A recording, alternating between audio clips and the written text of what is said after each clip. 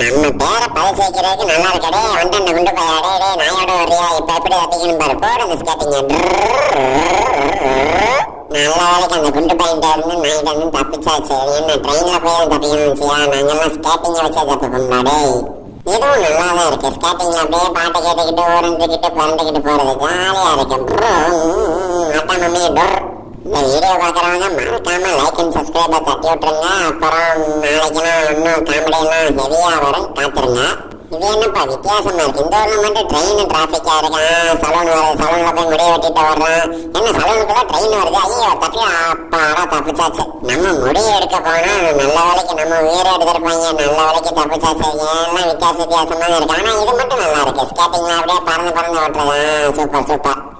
Right. அப்புறம் என்ன, video முடிய போகுது. நாளைக்கு ஒரு சூப்பரான காமெடி கண்டென்ட்ல பார்ப்போம். அது வரைக்கும் காத்துருங்க. பாய். மறக்காம